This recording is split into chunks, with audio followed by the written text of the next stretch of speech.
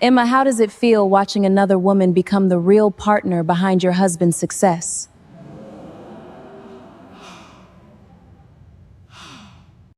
Vanessa, that's enough. No, let her finish.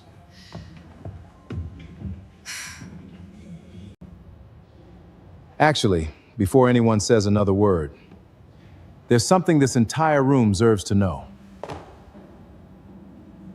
The orchestra stopped mid-note.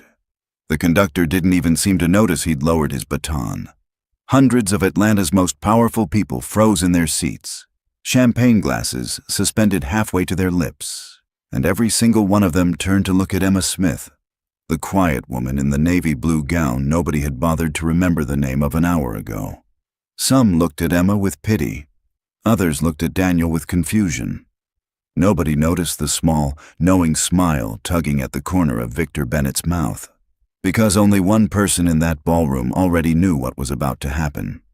And before the night ended, a marriage would collapse in front of the entire executive board of Apex Shield Technologies. A career built on someone else's brilliance would be dismantled in real time, and the woman everyone had learned to overlook would become the one person in that room nobody could ever look past again. To understand how a single sentence could detonate an entire life, you have to go back, not months, years, back to when Atlanta's skyline still felt like a promise instead of a monument to somebody's betrayal. Back to a modest apartment where a struggling cybersecurity analyst named Daniel Smith sat at a kitchen table at 2 a.m, staring at a rejected investor proposal, ready to quit. His wife sat across from him, Emma, 29 years old, sharp-eyed, an architect by training but a strategist by instinct, the kind of person who could look at a broken plan and see exactly where the fracture started. "You're not quitting," she told him. "Emma," they laughed at me. 3 investors in 1 week. I don't have the numbers, I don't have the connections, You don't have the right pitch, she said, pulling the proposal toward her, red pen already in hand. That's different, that's fixable. He watched her work. Watched her cross out entire paragraphs and rebuild them from nothing. Watched her draw market diagrams on napkins because they'd run out of paper. Watched her stay awake until sunrise, refining a plan that wasn't even hers to fix, because she loved a man who needed someone to believe in him before the world would. "You really think this will work?" he'd asked her that night, rubbing his eyes, half convinced she was only saying it to make him feel better. "I don't think it. I know it," she said. "You have the technical mind, Daniel. What you don't have yet is a story investors can believe in. That's what I'm giving you. A story." He laughed, tired and disbelieving, and reached across the table to take her hand. "What did I do to deserve you?" "Nothing yet," she teased. "Ask me again in 5 years. 3 weeks later, the revised proposal landed a meeting with a regional venture fund. 6 weeks after that, it landed funding. Apex Shield Technologies existed, in its earliest form, because of a kitchen table, a stack of napkins covered in diagrams, and a woman who believed in her husband before the rest of the world had any reason to. That was the Daniel who existed only in memory now. The one who used to kiss her forehead and whisper, "I don't know what I did to deserve you." The one who introduced her at every gathering with pride thick in his voice. "This is my wife, Emma. She's the smart one." That man didn't survive success. Somewhere between the first promotion and the corner office, something in Daniel began to rot quietly, invisibly, the way wood rots from the inside while the surface still looks polished. Praise became oxygen to him. Recognition became a drug he needed in higher and higher doses.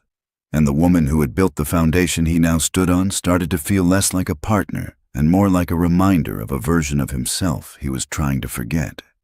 He stopped saying "my wife" at company events. She became simply Emma, introduced with the same warmth you'd use for a distant cousin. Then the introductions stopped altogether. Then the invitations stopped altogether. Vanessa Brooks noticed the cracks before anyone else did. She always did. It was practically a professional skill. She'd transferred into Apex Shield's strategy division 2 years earlier, all confidence and tailored blazers, the kind of woman who could read a room in 4 seconds and know exactly which insecurity to press. She watched Daniel accept compliments the way a starving man accepts bread, and she understood immediately that admiration was the currency he valued most. Loyalty, apparently, came cheap by comparison, so she gave him exactly what he craved. "Daniel, that presentation was incredible. The board couldn't stop talking about you." "Daniel, I don't know how you do it. You make everyone else in this building look average." "Daniel, has anyone told you that you're wasted in a marriage that doesn't understand your potential?" She never said it wasn't true when coworkers assumed she and Daniel were together.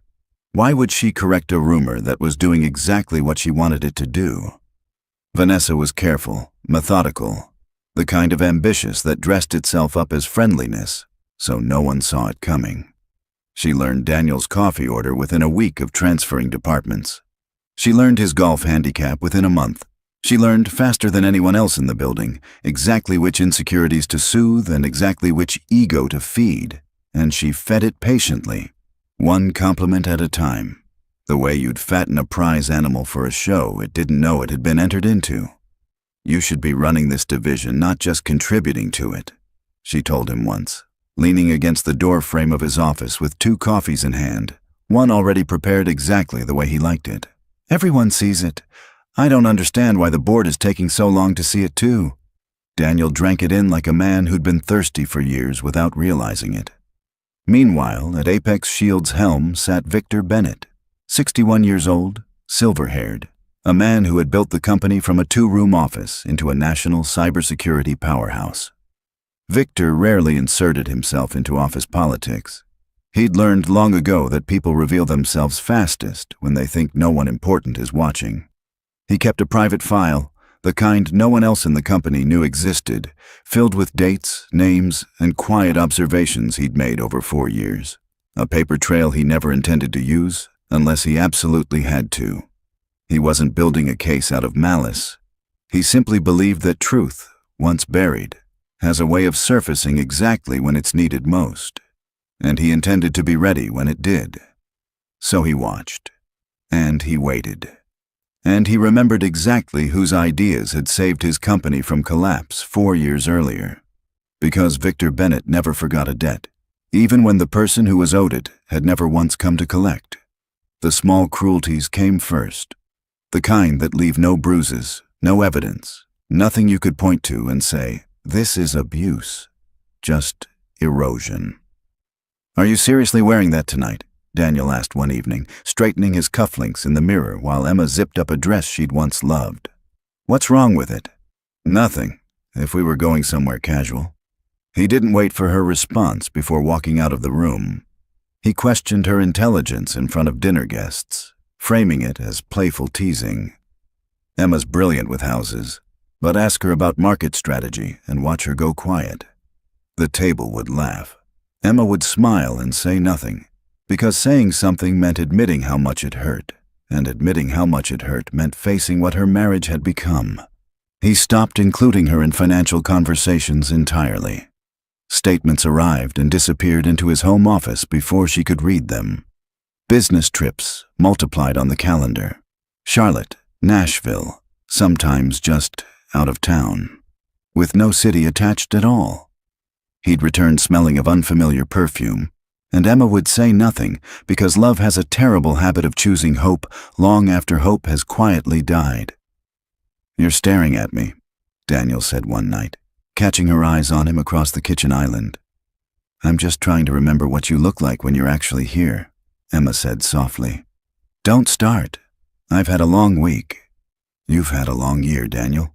I just don't know which parts of it included me anymore." He didn't answer.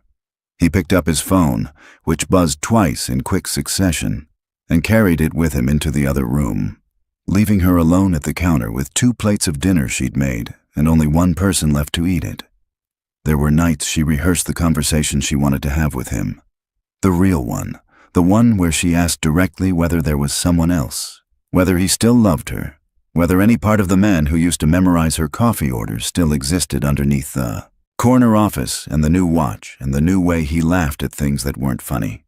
She rehearsed it in the shower, in the car, in the quiet minutes before sleep. She never once said it out loud.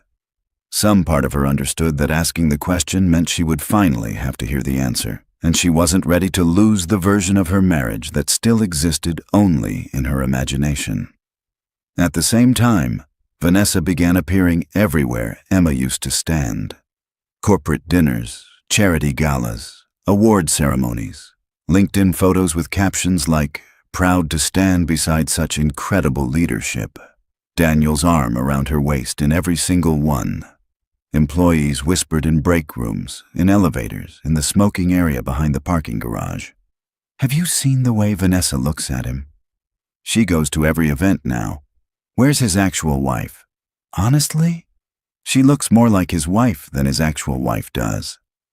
Emma heard versions of this everywhere. Coworkers who forgot she still had access to the same company intranet. Friends who thought they were being helpful by warning her. She said nothing to any of them. Every silence cost her something. A small piece of herself she couldn't get back, the way a coastline erodes one wave at a time until one day the whole shape of the land has changed and nobody remembers what it used to look like. Then Vanessa stopped being subtle.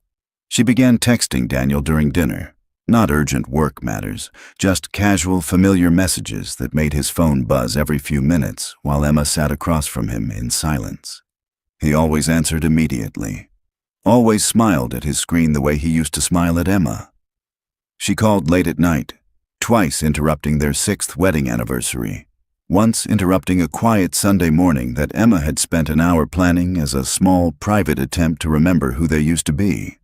Daniel took the calls in the hallway both times. He never apologized when he came back. At a company mixer, Vanessa made a joke about Emma's job. "Oh, she designs houses. Cute. Somebody has to." And Daniel laughed along with a small crowd around them. Emma stood there holding a glass of wine she wasn't drinking, watching her husband laugh at her expense in front of people who would remember this moment far longer than he would. Later that same night, in the car, Emma finally let a piece of it slip out. "That wasn't funny, Daniel. It was just a joke, Emma. You're being sensitive. You laughed at me, in front of your entire department. I laughed at a joke. I didn't realize you needed me to police everyone's sense of humor now." He didn't look at her once during the entire drive home. When they pulled into the driveway, he was already texting again before he'd unbuckled his seatbelt. A week later, Vanessa accidentally forwarded Emma an email that wasn't accidental at all. A calendar invite for a weekend trip to Savannah.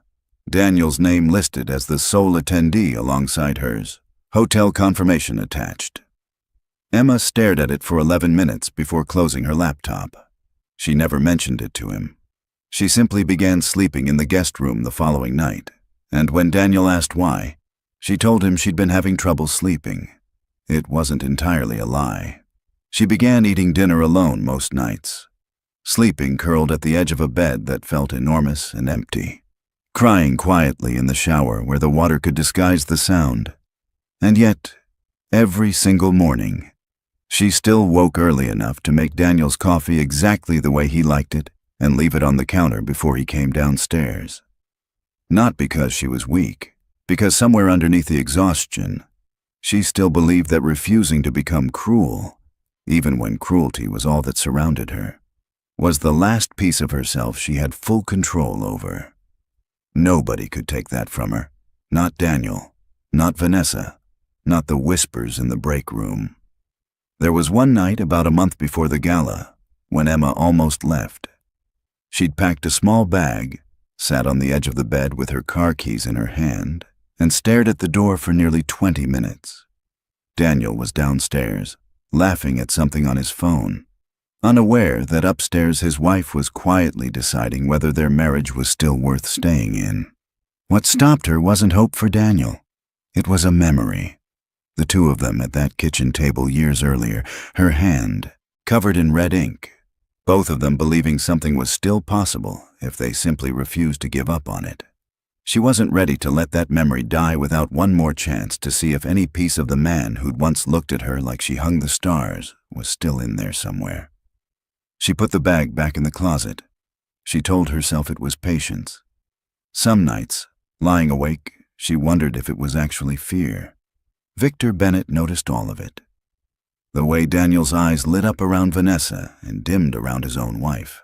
The way Emma stopped attending events, then started again only when specifically asked, always arriving alone, always leaving early.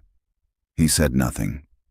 He simply kept watching, the way he'd been watching for 4 years, waiting for the right moment to open a door that Daniel had spent years trying to keep locked.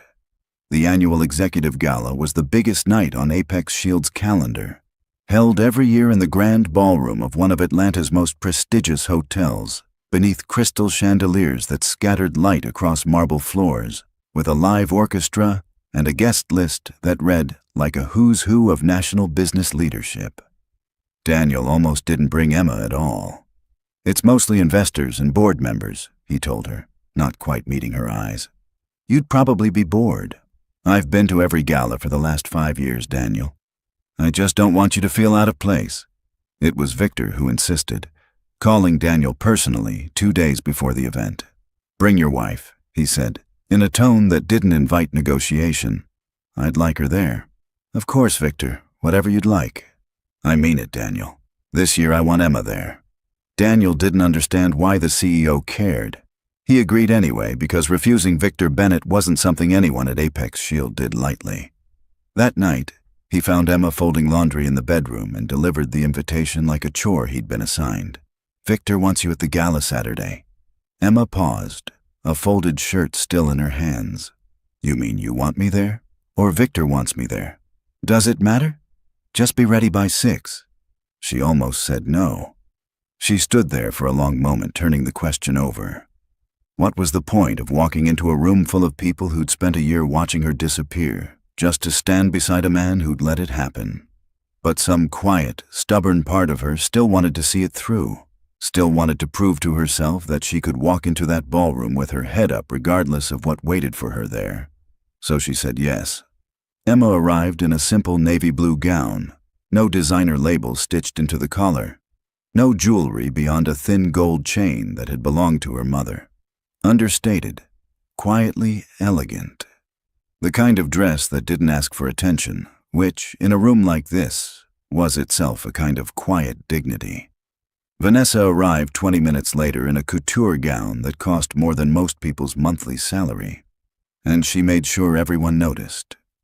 Throughout the evening, she orbited Daniel like gravity had rearranged itself specifically for her, refilling his glass, laughing loudly at things that weren't especially funny, making small comments dressed up as jokes.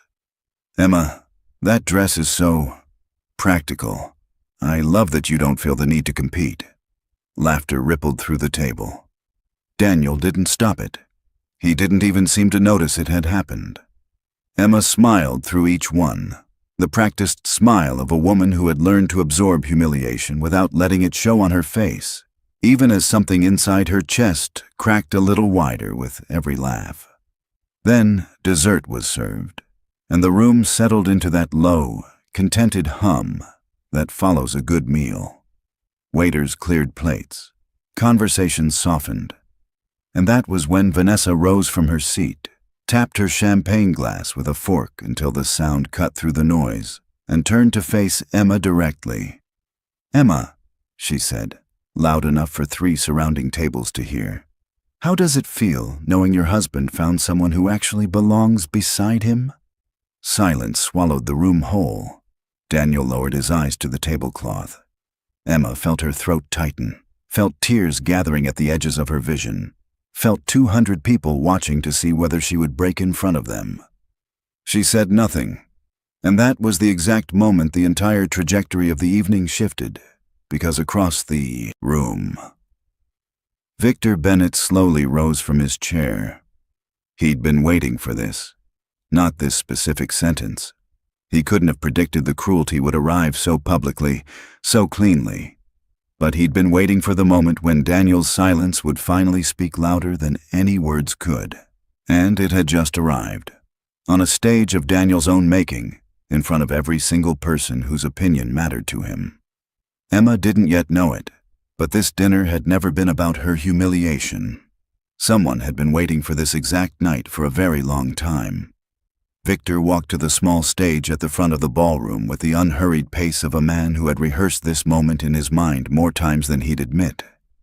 He asked, politely but firmly, that everyone remain seated.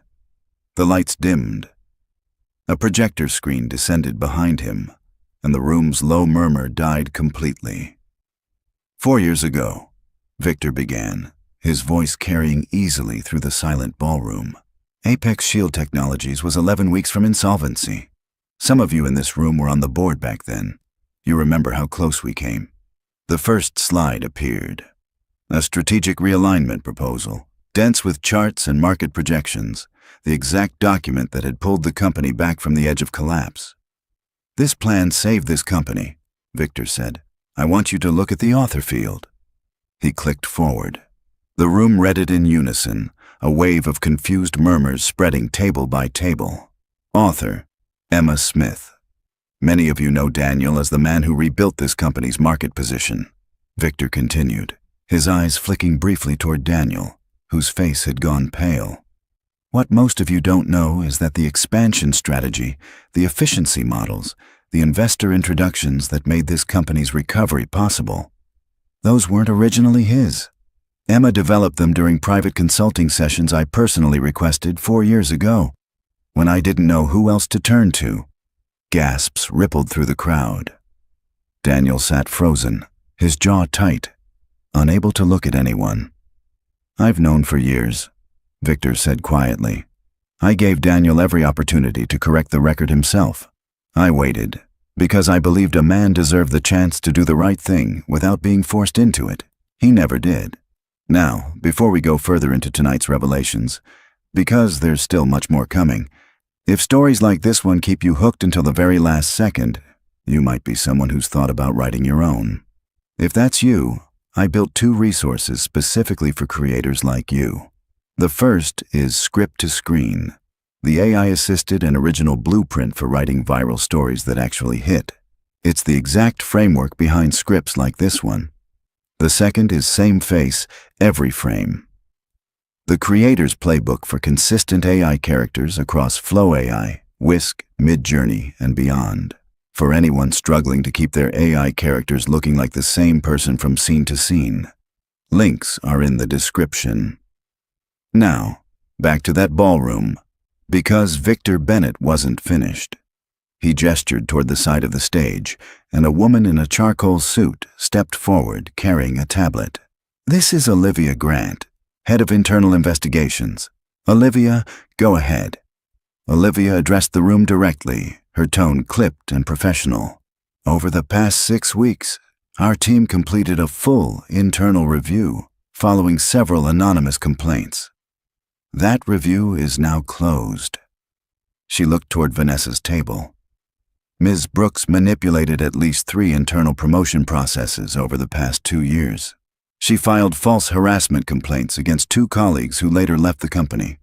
She accessed and distributed confidential strategy documents without authorization. Security footage and internal server logs confirm all of it. Vanessa's face drained of color.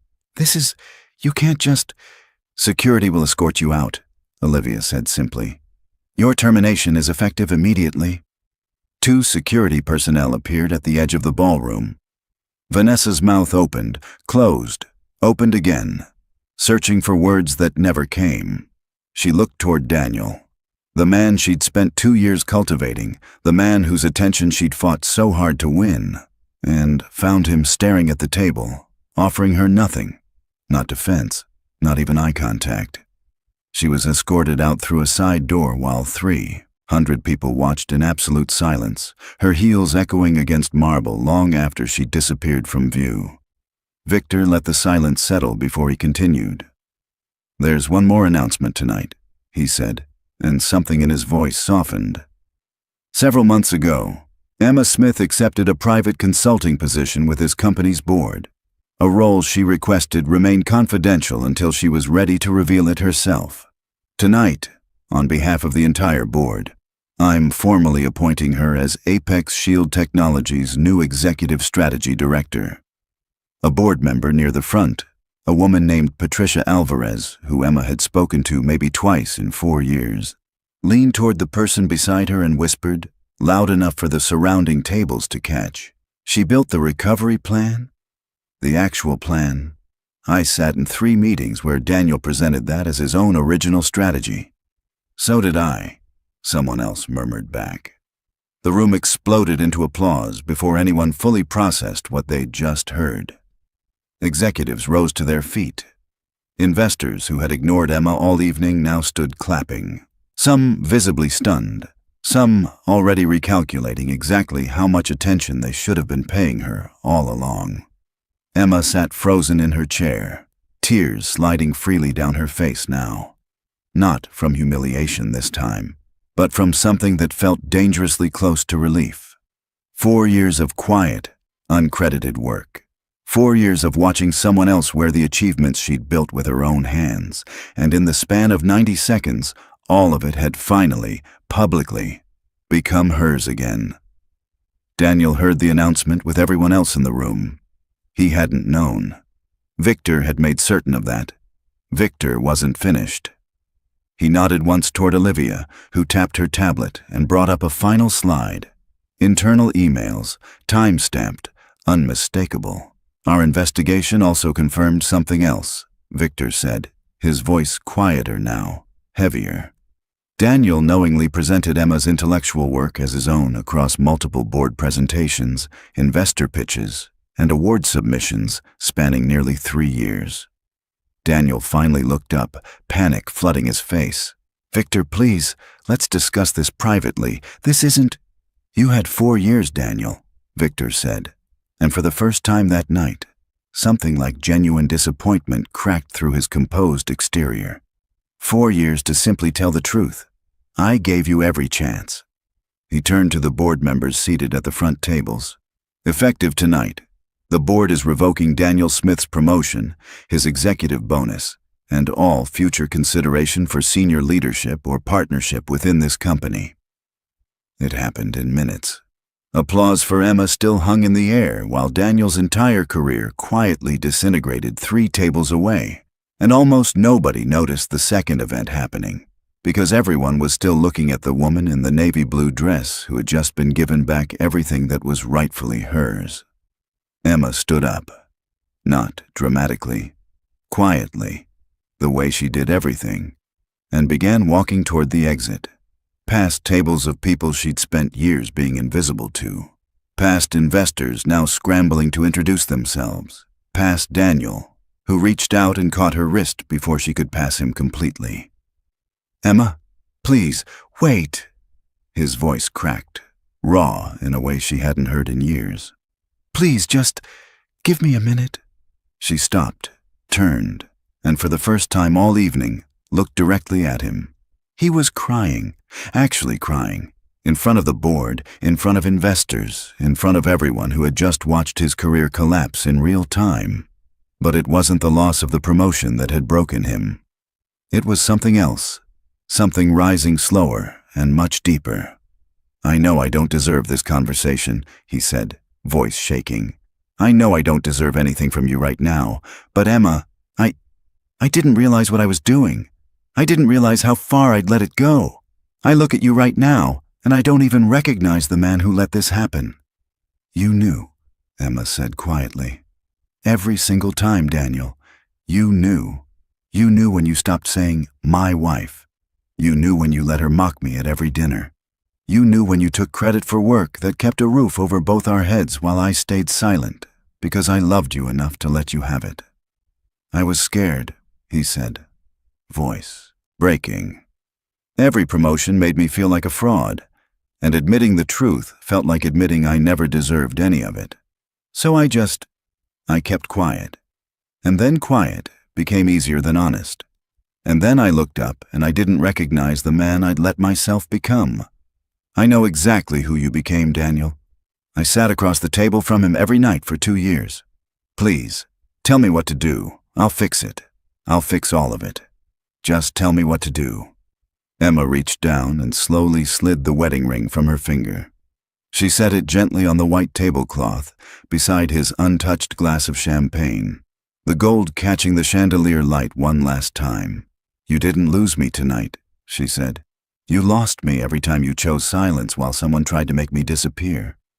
She turned and walked toward the exit. Daniel didn't follow this time.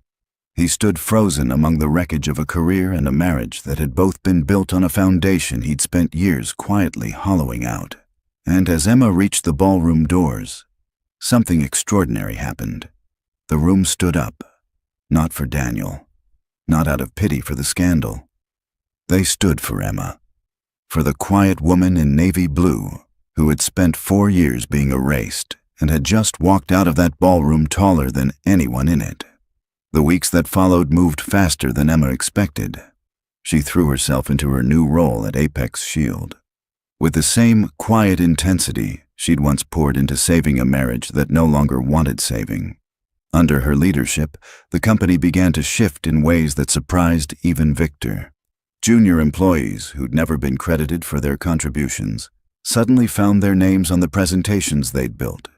Mentorship programs replaced the old system of favoritism that had let people like Vanessa and, eventually, Daniel rise on borrowed brilliance instead of their own. The first month was the hardest. She moved into a small apartment near Piedmont Park with boxes she hadn't finished unpacking, furniture that didn't quite match, and an ache that showed up most nights right around the time she used to hear Daniel's key in the door. Friends checked in constantly. Her sister flew in from Charlotte for a week just to sit on the floor with her and eat takeout out of the container. "You don't have to be okay yet," her sister told her one night. "I know," Emma said.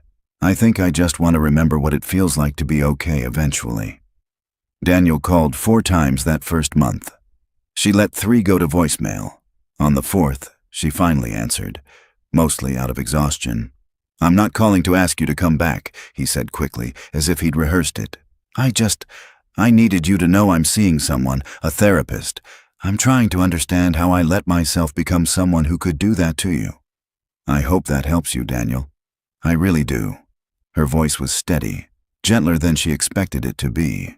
"But I'm not the person who needs to hear it anymore." She hung up before he could respond, and for the first time in over a year, she didn't replay the conversation in her head for hours afterward. She simply put the phone down, poured herself a glass of wine, and kept unpacking the last of her boxes. Daniel tried for a while to rebuild something in Atlanta. Old colleagues stopped returning his calls. Investors who once fought for his attention now avoided him at industry events. The story had spread, not through gossip, but through the simple, undeniable fact of what had happened in that ballroom in front of hundreds of witnesses. 6 months later, he quietly relocated to another city, taking a smaller role at a smaller company, starting over in a place where nobody yet knew what he'd done. Vanessa's name became something whispered as a warning rather than an aspiration. The cautionary tale new hires heard during their first week. The example managers used when explaining exactly what kind of ambition would get you escorted out of a building by security. She resurfaced briefly at a competing firm 8 months later. But word travels fast in Atlanta's business circles, and her tenure there lasted less than a season before she disappeared from the industry entirely. Victor retired quietly 18 months after the gala, handing the company's daily operations over to the woman he'd waited 4 years to see fully recognized. On his last day, he stopped by Emma's office, now 3 times the size of the one she'd started in. "I should have said something sooner," he told her. "Years sooner." "You gave me the chance to prove it myself," Emma said. "I think that mattered more than you know." "Maybe," he said, smiling faintly. "Or maybe I just liked watching people finally get exactly what they'd earned." He shook her hand at the door, the same door where, a year and a half earlier, she'd been just another name people forgot to remember. 1 year later, almost to the day, Emma stood backstage at the very same ballroom, waiting to walk out as keynote speaker for the annual executive gala. She smoothed the sleeve of a deep emerald gown, took a breath, and stepped into the light to face the same crowd that had once watched her sit silently through public humiliation. This time, they rose before she even reached the podium. She looked out over the crowd. The same chandeliers, the same marble floor, the same orchestra pit where a conductor had once frozen mid-note. And for a brief moment she let herself remember the woman who had stood at the edge of this room a year ago, holding a wine glass she wasn't drinking, absorbing a joke that wasn't funny. That woman had survived the worst night of her marriage without losing herself in it. This woman, standing at the podium now, existed because of everything that version of her had refused to let herself become. Nobody in that room asked her how it felt, because everyone already knew. She no longer needed recognition from people who had spent years overlooking her. She had found something far more permanent than applause: her voice, her dignity, and the quiet, unshakable truth that no betrayal, however long it's allowed to fester, can permanently bury genuine worth. If you were Emma, would you have forgiven Daniel after everything he did? Or are some betrayals simply too deep to ever fully repair? Tell us in the comments below. And if this story kept you glued to the screen until the very last word, make sure to like, subscribe, and turn on notifications for more powerful, emotional stories that remind us truth may be delayed, but it is never defeated. Because our next story begins with a single phone call and ends with a secret that stayed buried for 25 years.